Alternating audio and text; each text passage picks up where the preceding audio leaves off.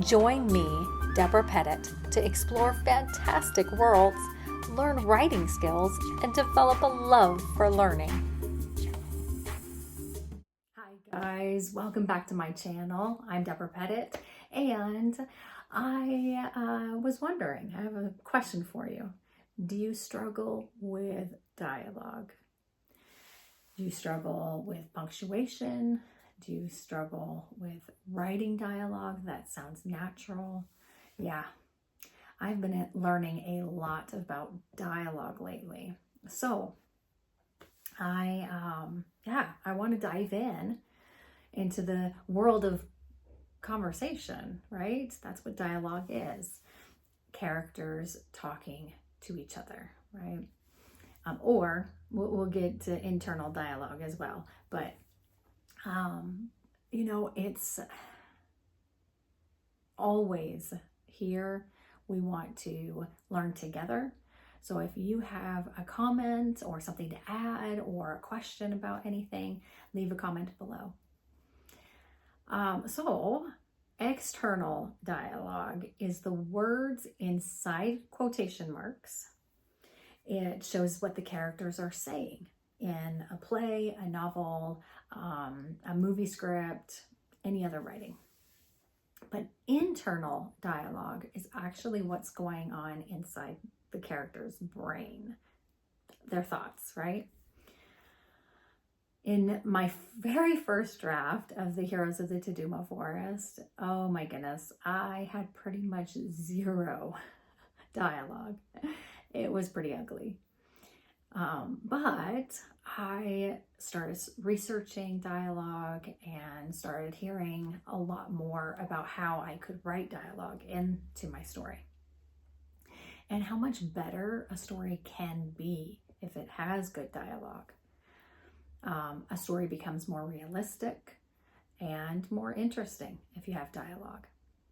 For example, if I drone on and on and on with narrative, I bore the reader. But if I use a healthy balance of world building, dialogue, and action, my reader will be absorbed into the story and hopefully won't be able to put the book down. I don't know about any of you, but I'm gonna guess that you're like I am.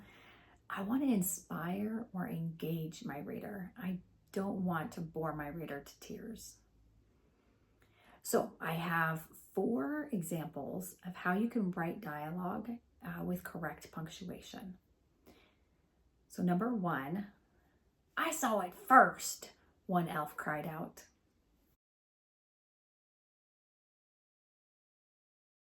So we have quote, "I saw it first," comma, end quote. "One elf cried out," period. The one is lowercase. Now, unless it's a character's name, you don't capitalize that.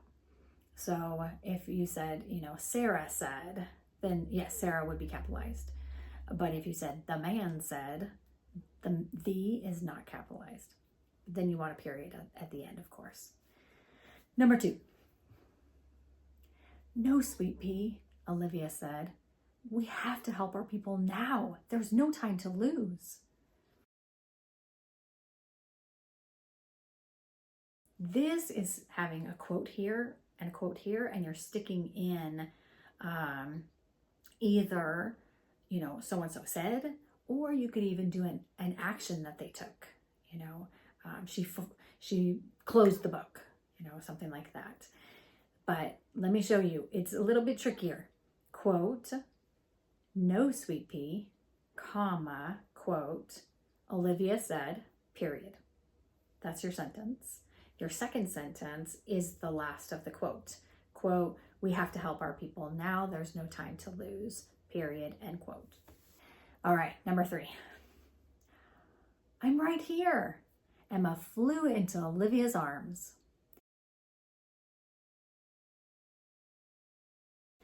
So just like I said, you don't have to say she said, he said all the time. you can have action. So you have a quote, and then you have an action that the person who said that does. And then you don't have to say, Emma said. So quote, I'm right here, period, end quote. Then whatever happened, Emma flew into Olivia's arms. Number 4, Emma's small frame shook. What am I doing here? Okay, so Emma is thinking.